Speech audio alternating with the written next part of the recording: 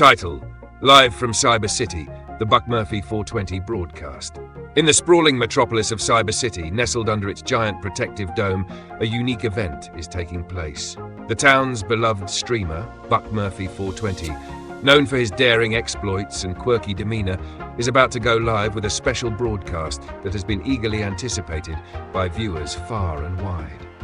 As the camera clicks on, the backdrop reveals the bustling streets of Cyber City, its neon lights flickering against the chrome buildings. Buck Murphy 420, donning his signature bucket hat and a pair of sleek glasses, greets his audience with a warm, charismatic smile. Welcome, folks.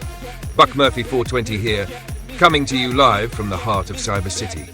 Tonight, we've got a treat for all you die-hard fans and newcomers alike. We're diving into the tales of our very own city, and trust me, you don't want to miss a second of this. The screen splits, showing various parts of the city. In one corner, viewers can see the Death Squad's underwater compound, the lights inside casting a surreal glow in the murky waters. Another shows the bustling robo-district, where personal robots and androids perform dazzling displays of technology. Now, let's kick things off with a little history, Buck continues, his voice filled with excitement. Cyber City wasn't always the tech haven you see today. After a massive explosion nearly wiped out the original city, it was our Sasquatch mayor, yeah, you heard that right, a Sasquatch, who used his incredible intelligence to rebuild this place from the ashes. He goes on to detail the mayor's role, explaining how the Sasquatch used his abilities to enhance the city's infrastructure, making it one of the most advanced places on Earth. Buck's storytelling is interspersed with clips and images of the city's evolution, from archival footage to present-day shots. Moving on to our protectors, the Death Squad, Buck says as the camera focuses on him again. These guys and gals are the real deal. Under the command of our wise Sasquatch mayor, They undertake missions to keep our city safe from threats both inside and out. And guess what? They've got a secret hideout underwater. How cool is that? The stream then features an exclusive interview with 2 of the Death Squad's members who share anecdotes of their daring missions and close calls. They talk about the unique credit system in Cyber City and how they earn their keep. And it's not just about fighting and tech, folks, Buck adds, shifting the tone to a more light-hearted note. We've got the Cyber City Derby with Johnny Tsunami, our champion racer. This guy turned a heap of scrap into the fastest car in the city. Now he races through our streets, thrilling fans and inspiring mechanics everywhere. As the broadcast nears its end, Buck Murphy 420 showcases clips from his previous adventures in the city, from exploring the Robo District to having a close encounter with the city's roaming zombie hordes. Thanks for tuning in, everyone. Remember, Cyber City is not just a place, it's a story, one that we all write together. Keep watching, keep exploring, and who knows, maybe you'll find yourself part of our next big adventure. The stream ends with Buck waving enthusiastically, the cityscape of Cyber City shimmering in the background, inviting and mysterious. And cut! Great show, everyone! Let's keep the magic alive! Buck murmurs to his crew, already thinking about the next tale to tell from the enigmatic and ever-evolving Cyber City. What is that?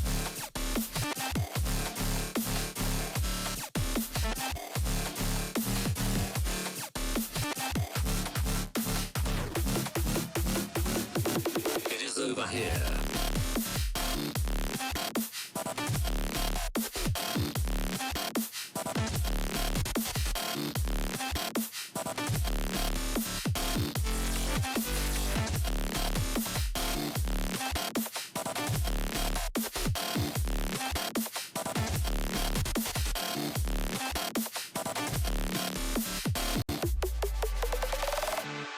Title: A special message to our viewers, the heart of the Buck Murphy 420 stream. As the familiar intro of the Buck Murphy 420 stream rolls out, the bustling sounds of Cyber City fade into the background, replaced by a more intimate setting. The camera focuses on Buck, sitting in his usual streaming chair with a more serious yet warm expression on his face. Behind him, the glow of his multiple screens illuminates the dim room, each one flickering with scenes from past adventures and streams. Hey everyone, Buck Murphy 420 here, he starts, his voice earnest and heartfelt. Today, I want to take a moment from our usual adventures and gaming to talk about something really important. Each and every one of you. Buck leans forward, his hands clasped together, emphasizing the sincerity of his words. This stream, this community we've built together, it's not just about me or the games we play. It's about all of us. It's about the laughs we share, the challenges we tackle, and the stories we create together. The screen gently transitions to show clips of memorable moments from the stream. The laughs, the epic fails, the triumphant victories, and the chat reactions that light up with every twist and turn. Every message you send, every bit of support you show, it matters. It's what fuels this channel and makes every stream something I look forward to. Whether you're here every day, or just drop by once in a while, whether you're active in chat or prefer to lurk, you're a part of this. You make the long hours of streaming worth it. You're the reason we keep finding new corners of Cyber City to explore and new stories to tell. Buck's tone shifts to one of gratitude.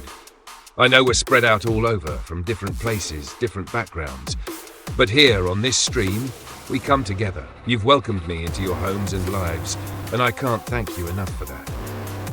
As he speaks, messages from viewers start to overlay on the screen, displaying words of encouragement, thanks, and shared memories, highlighting the community's tight-knit bond. I want you all to know that you're not just viewers or subscribers, you're friends. You're part of the Buck Murphy 420 family. And every day, you inspire me to make this stream better, to make our time together as amazing as it can be. Buck stands up, his presence filling the screen. So, here's to you, the heart and soul of this channel. Let's keep making great memories, let's keep exploring, and let's keep building this community together. From the bottom of my heart, thank you for being part of this journey. The camera zooms out slightly, capturing Buck as he raises his glass towards the camera in a toast. To all of you, Thank you for making the Buck Murphy 420 stream what it is. I couldn't do this without you. With a final smile, Buck signals off camera. All right, team, let's get back to the fun. Cyber City awaits. The stream transitions back to the vibrant life of Cyber City, but the message lingers. A reminder of the strong bonds formed in the virtual world Buck and his viewers continue to explore together.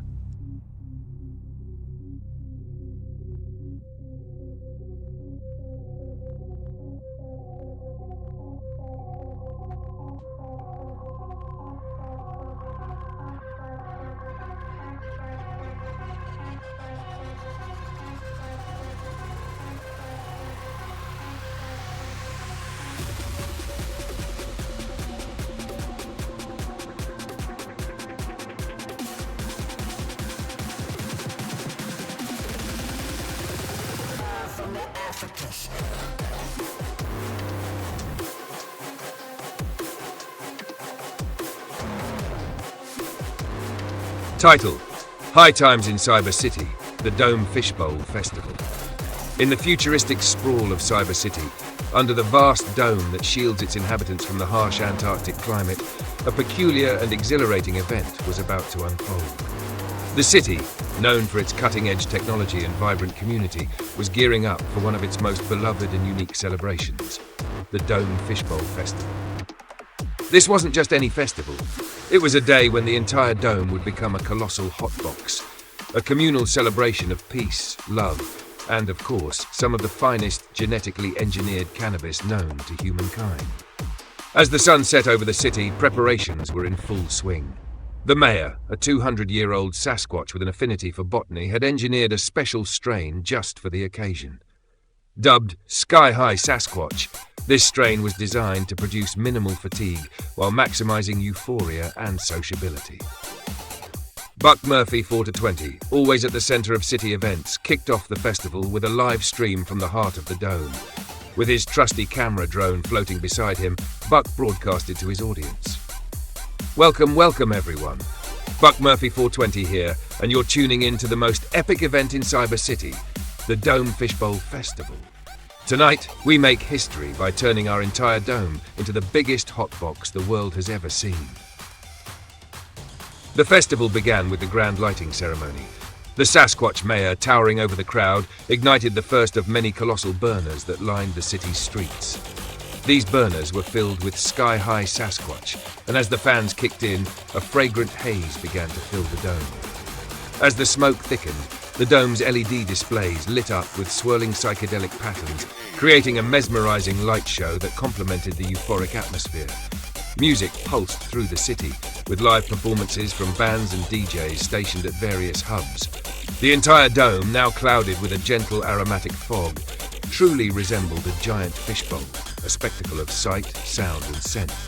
Buck, streaming from a rooftop, showed the viewers the expansive view. Look at this, folks. It's not just about getting high, it's about community. It's about sharing a moment of peace and fun with every citizen and visitor in Cyber City. And yes, it's absolutely legal here, under our dome. Throughout the night, people shared stories, food and laughter. Artists created spontaneous murals inspired by the collective vibe. Even the robots, unaffected by THC, participated by serving munchies and guiding those who wandered a bit too far from the festival grounds. The Death Squad, usually seen in their role as protectors of the city, took a night off to mingle with the citizens, showing a lighter side rarely seen by the public. Even Johnny Tsunami, the Derby champion, cruised through the streets in his custom car, now outfitted with fog machines that added to the ambience. As the festival reached its peak, Buck conducted interviews with attendees, capturing their thoughts and experiences. "Never felt better, Buck," shouted one happy reveler.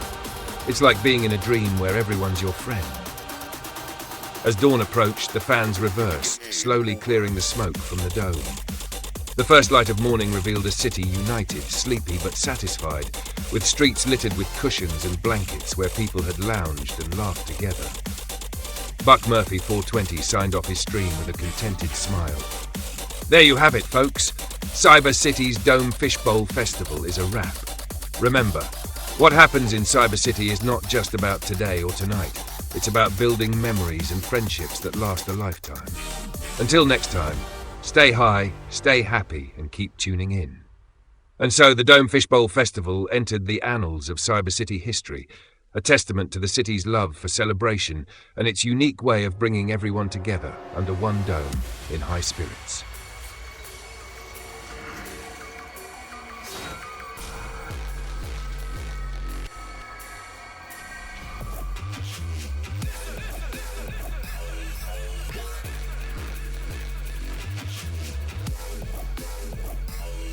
In the heart of Antarctica, there was a city like no other.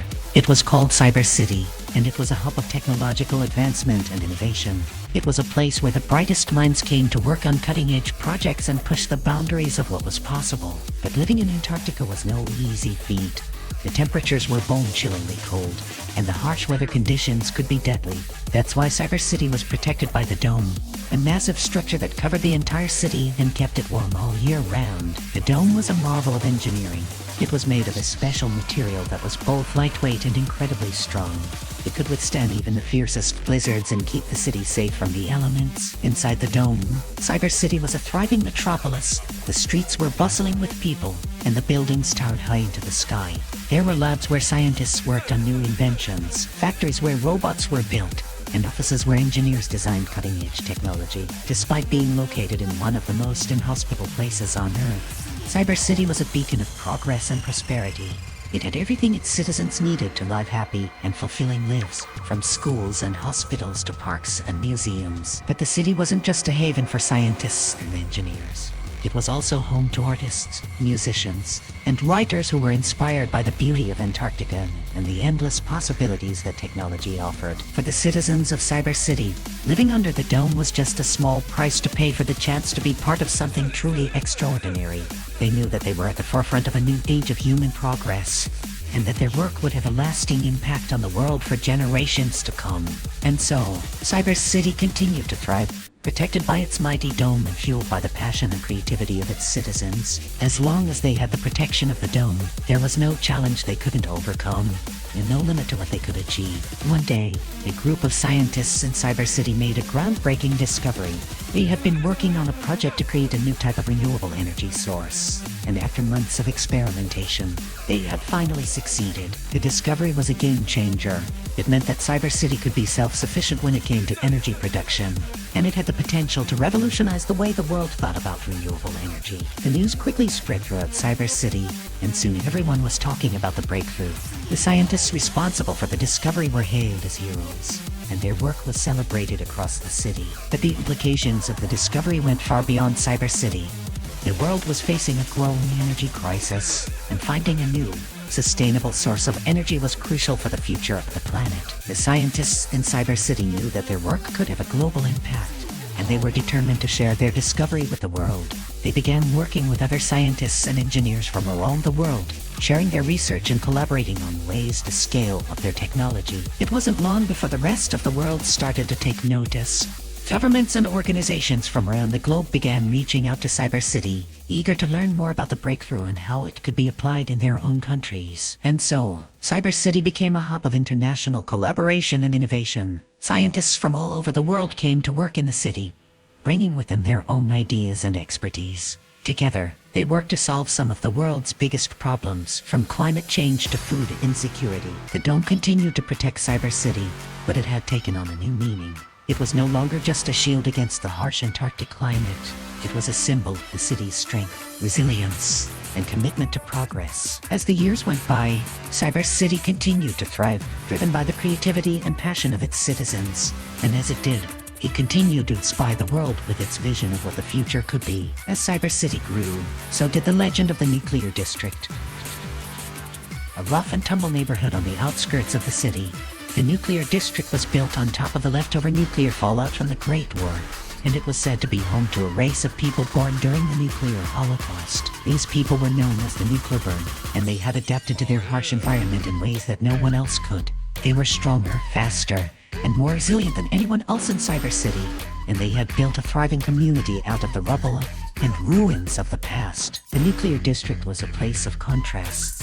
On one hand, it was a place of poverty and struggle. The streets were lined with crumbling buildings, and crime was rampant.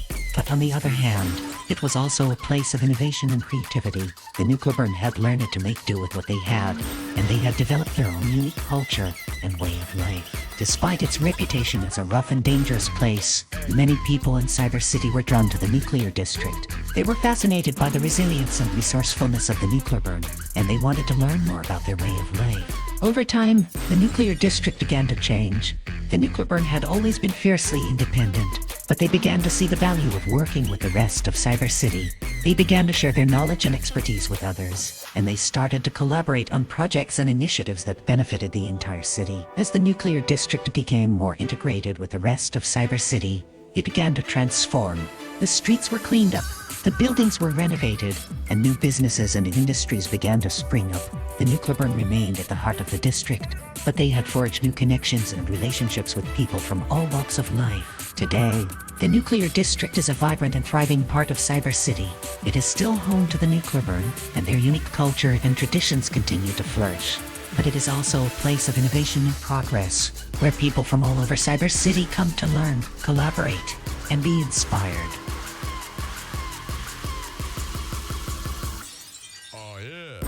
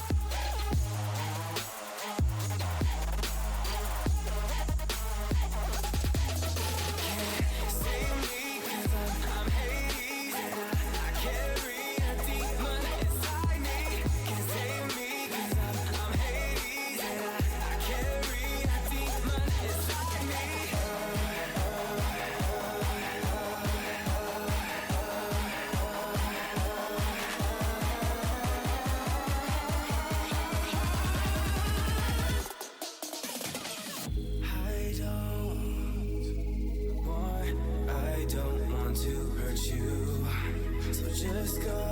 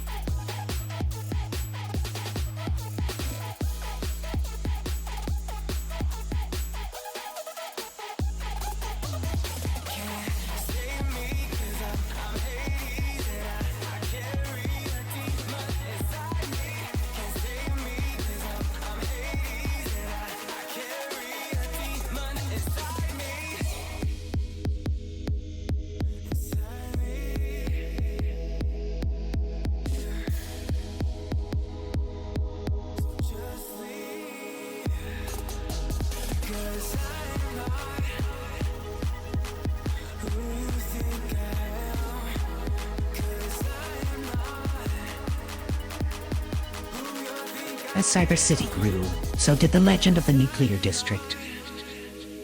A rough and tumble neighborhood on the outskirts of the city. The nuclear district was built on top of the leftover nuclear fallout from the Great War, and it was said to be home to a race of people born during the nuclear holocaust. These people were known as the nuclear burn, and they had adapted to their harsh environment in ways that no one else could. They were stronger, faster, and more resilient than anyone else in Cyber City, and they had built a thriving community out of the rubble and ruins of the past. The nuclear district was a place of contrasts. On one hand, it was a place of poverty and struggle. The streets were lined with crumbling buildings, and crime was rampant. But on the other hand, it was also a place of innovation and creativity. The nuclear burn had learned to make do with what they had, and they had developed their own unique culture and way of life. Despite its reputation as a rough and dangerous place, many people in Cyber City were drawn to the nuclear district. They were fascinated by the resilience and resourcefulness of the nuclear burn, and they wanted to learn more about their way of life. Over time, the nuclear district began to change. The nuclear burn had always been fiercely independent, but they began to see the value of working with the rest of Cyber City.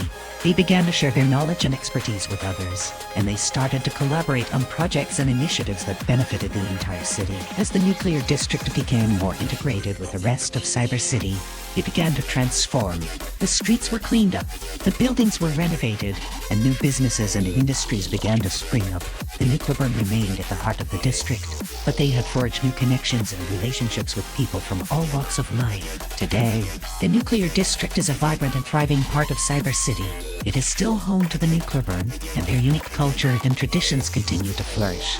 But it is also a place of innovation and progress, where people from all over Cyber City come to learn, collaborate, and be inspired. During the Great Nuclear War, John Williams had been a young soldier in the army.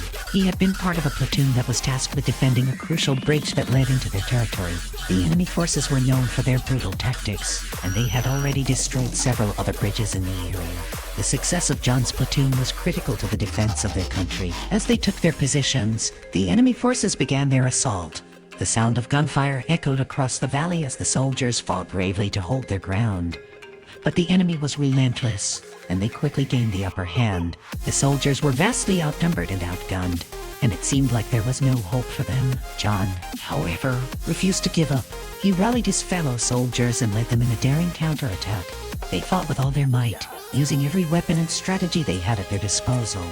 The battle was fierce and brutal, and the outcome was far from certain. Despite the odds against them, John's platoon managed to turn the tide of the battle. They fought with such ferocity and determination that the enemy was caught off guard.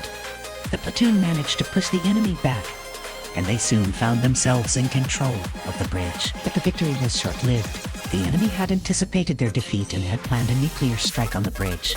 The platoon had only minutes to evacuate before the bomb went off. John refused to leave any of his soldiers behind. He rallied them together and led them in a daring escape. They ran as fast as they could, dodging bullets and debris as the bridge exploded behind them. John led the way, risking his life to ensure that his soldiers were safe. In the end, all of John's soldiers made it to safety, thanks to his bravery and quick thinking. He had saved an entire platoon from certain death, and his heroism had not gone unnoticed. He was awarded the Medal of Honor for his bravery in battle, and his name became known throughout the country as a symbol of hope and resilience. Years later, as the mayor of Cyber City, John often reflected on his experiences during the war. He knew firsthand the price of freedom and the importance of protecting those you love. His experiences had shaped him into the leader he had become, and he was determined to use his skills and knowledge to make Cyber City the best it could be. The streets of Cyber City were a hub of activity, but with the growth of the city came the rise of crime. Gangs of cyberpunks roamed the streets, causing chaos and destruction wherever they went. The police were doing their best to keep up with the growing threat, but their efforts were often futile. That was until the mayor, John Williams, decided to take matters into his own hands. One night, John received a call from a distressed citizen who reported that a gang of cyberpunks were terrorizing a local business. The police were overwhelmed with other crimes, and John knew that he had to act fast. He put on his coat and hat, and without telling anyone, he headed out into the night. John was a skilled fighter, having undergone rigorous combat training during the war. He knew that the cyberpunks would be armed and dangerous, but he was determined to take them down and restore peace to the streets. He arrived at the scene and surveyed the situation. There were 5 cyberpunks, all heavily armed and ready for a fight. John knew that he had to be smart and strategic if he was going to take them down. He waited for the right moment, and when the cyberpunks least expected it, he attacked. John fought with all his might, taking down the cyberpunks one by one. He used his bare hands and his quick reflexes to outmaneuver his opponents. He was a force to be reckoned with, and the cyberpunks soon realized that they had picked the wrong man to mess with. The battle was intense, but in the end, John emerged victorious. He had taken down all 5 cyberpunks with his bare hands, leaving them battered and defeated on the ground. The citizens who had gathered around to watch the fight cheered and applauded him. John had become a legend on the streets, earning the respect of everyone who had witnessed his bravery. The news of John's heroic act spread quickly throughout the city, and soon everyone knew about the mayor who had taken down a gang of cyberpunks with his bare hands. The crime rate in Cyber City began to decrease, and the citizens felt safer knowing that they had a leader who was willing to do whatever it takes to protect them. From that day forward, John was known as the Street Fighter Mayor, a nickname that he wore with pride.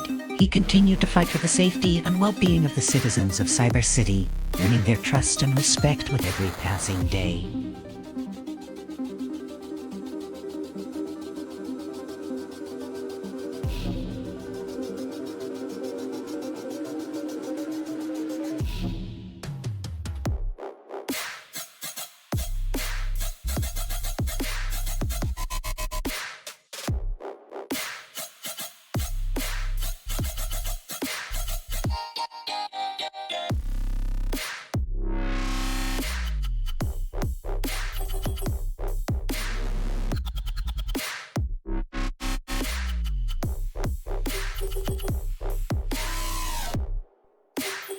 Once upon a time, in a not-too-distant future, there existed a world where technology had advanced to the point where entire cities were run by computers and robots.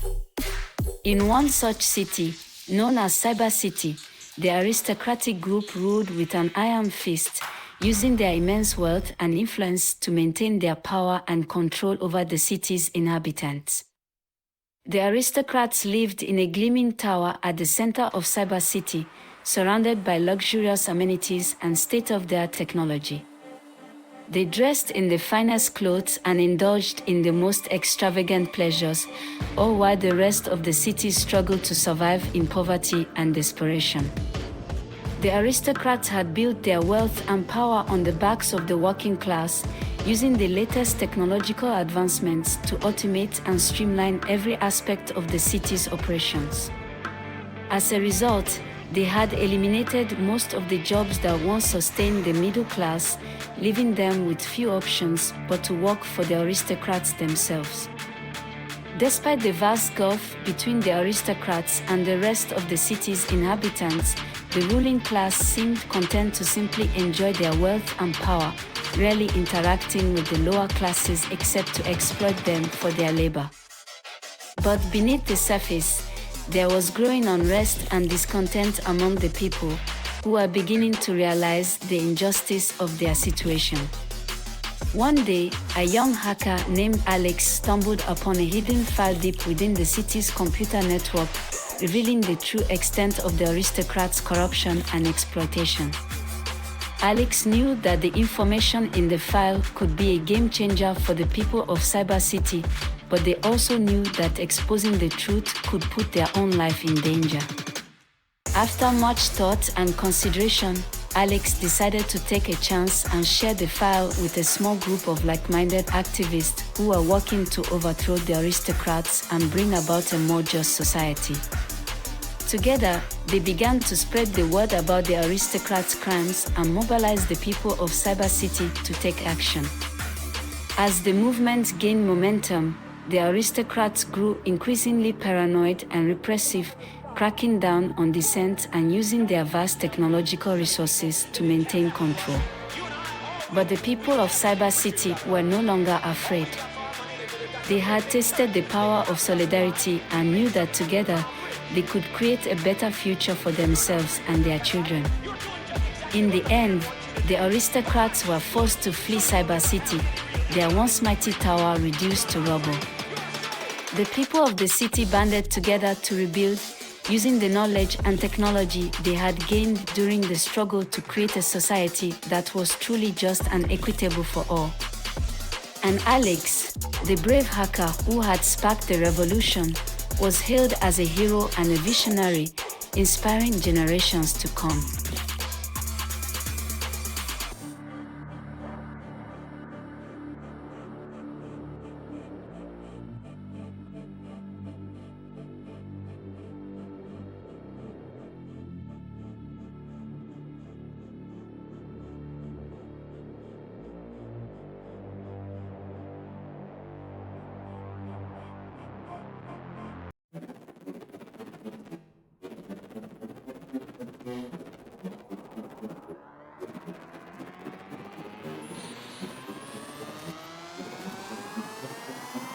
Good evening, I'm Robo-Reporter 3000, reporting live from Cyber City with breaking news. Earlier today, Cyber City experienced a massive cyber attack, causing widespread disruption and chaos. The attack targeted multiple systems and networks, including those belonging to government agencies, financial institutions, and businesses. The exact nature and origin of the attack are still under investigation, but authorities believe that it was a coordinated effort by a sophisticated group of hackers. The attack has caused significant damage, with many businesses reporting data breaches, financial losses, and other negative impacts. In response to the attack, the government has activated its cyber emergency response team and is working closely with affected organizations to mitigate the damage and prevent further attacks. The public is advised to take extra precautions when using online services and to report any suspicious activity to the authorities. The incident serves as a reminder of the importance of cybersecurity and the need for all organizations to remain vigilant and prepared against potential cyber threats. We will continue to follow this developing story and provide updates as more information becomes available. This is Robo-Reporter 3000, reporting live from Cyber City. Back to you in the studio. Certainly, here's a revised version of the news story with the requested change. Good evening, I'm Robo-Reporter 3000, with today's top story. A new study has revealed a significant increase in the number of people suffering from mental health issues due to a new cyber sickness sweeping the nation. The sickness, which is believed to be caused by extended periods of time spent online and increased screen time, has had a profound impact on people's mental health. The study, conducted by a team of researchers at a leading medical institution, found that many people are experiencing increased levels of anxiety, depression, and other mental health conditions as a result of the sickness. The study also highlighted the specific challenges faced by certain groups, such as remote workers and students who are spending more time than ever in front of screens. The researchers are calling for increased awareness and support for those affected by the sickness, as well as more research into its causes and potential treatments. As our reliance on technology continues to grow, it's more important than ever to be mindful of the potential impact on our mental health. We will continue to follow this developing story and provide updates as more information becomes available. This is Robo-Reporter 3000, reporting live. Back to you in the studio.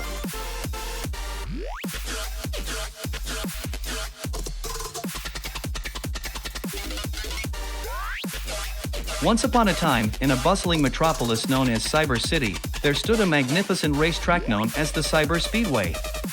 This oval-shaped track was the pride and joy of the city's racing community, drawing in fans and drivers from all over the region. The Cyber Speedway was not just any ordinary racetrack.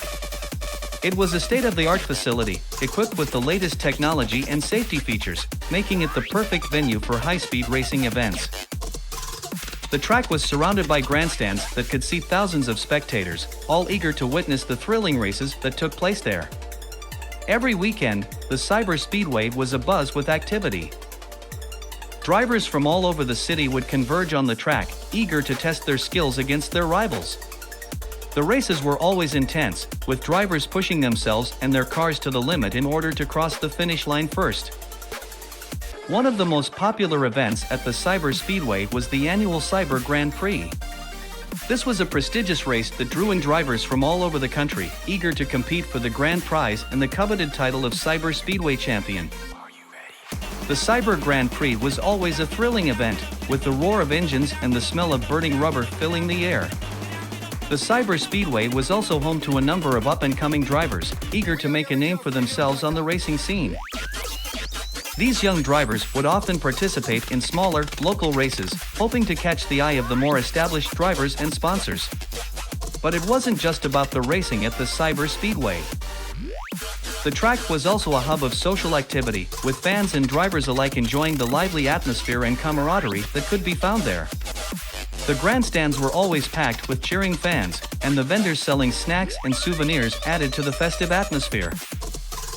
As the years went by, the Cyber Speedway remained a beloved institution in Cyber City.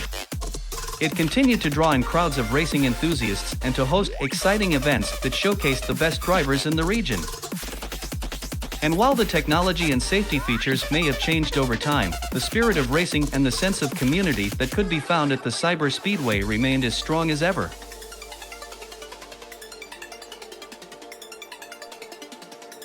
It was the day of the big race at the Cyber Speedway, and the atmosphere was electric. Thousands of fans had gathered in the grandstands, eagerly anticipating the start of the race. Among them were Buck Murphy and Poop Monster, both members of the pit crew for one of the top drivers in the race, Max Chopped. Max was a skilled driver with a reputation for pushing his car and himself to the limit. He had been training for this race for months, and the pit crew had worked tirelessly to ensure that his car was in top condition for the competition. Buck Murphy and Poop Monster were both determined to do their best to help Max secure a win. As the race began, Max quickly took the lead. The other drivers tried to keep up, but Max's skill and experience on the track gave him a clear advantage. Buck Murphy and Poop Monster watched anxiously from the pit area, waiting for their chance to assist Max during the race. As the laps went by, Max continued to hold the lead. But his car began to experience some problems, and he was forced to make a pit stop. Buck Murphy and Poop Monster sprang into action, quickly assessing the situation and making the necessary repairs to get Max back on the track as quickly as possible. Despite the setback, Max was determined to regain his lead. He pushed himself and his car to the limit, taking risks that other drivers wouldn't dare. The crowd was on their feet, cheering as Max's car zoomed around the track, leaving the other drivers in his dust. As the race neared its end, Max was in the lead once again. The other drivers were nipping at his heels, but Max refused to back down. Buck Murphy and Poop Monster watched with bated breath as Max's car crossed the finish line, the crowd erupting in cheers. Max had done it, he had won the race. Buck Murphy and Poop Monster rushed onto the track to celebrate with their driver, who was grinning from ear to ear. They had worked hard to help Max achieve this victory, and it was a moment they would never forget. As they made their way back to the pit area, Max thanked Buck Murphy and Poop Monster for their hard work and dedication. He knew that without their help, he wouldn't have been able to pull off such an impressive win. The three of them shared a moment of camaraderie, knowing that they had been a part of something truly special. And as they looked out at the cheering crowd, they knew that this was just the beginning of what was sure to be a long and successful racing career for Max Chopped.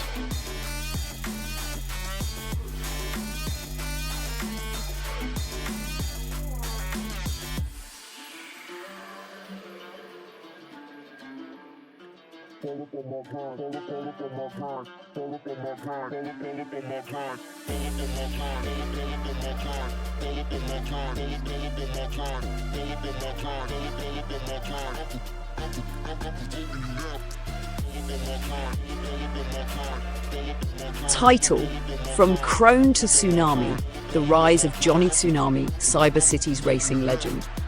Long before the towering dome of Cyber City was erected and the streets were lit by the glow of neon lights, there was John Crone, a humble mechanic with a penchant for speed and a destiny that would transform him into the racing legend known as Johnny Tsunami.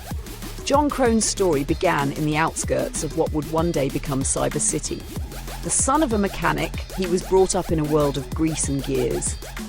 From a young age, John showed a natural aptitude for understanding the complex interplay of engines and aerodynamics. His father's small workshop was his classroom, and each car that rolled through was a new lesson. However, John's life took a dramatic turn when the global markets crashed and the monetary systems collapsed, paving the way for the rise of the credit system that Cyber City would eventually adopt. John, who had left the workshop to become a stock trader on Wall Street, found himself destitute overnight. With nothing but the clothes on his back and his old, reliable car, he returned to his roots, forced to rely on his original skills as a mechanic to survive. As the city began to rebuild itself under the newly established dome, John saw an opportunity in the chaos. He used his last credits to buy scrap parts from demolished vehicles and started to rebuild his car into something formidable. Night after night, he worked in secret, combining parts from different makes and models. His vision was clear: to build a car that could outrun any competitor, a car as unpredictable and powerful as a tsunami.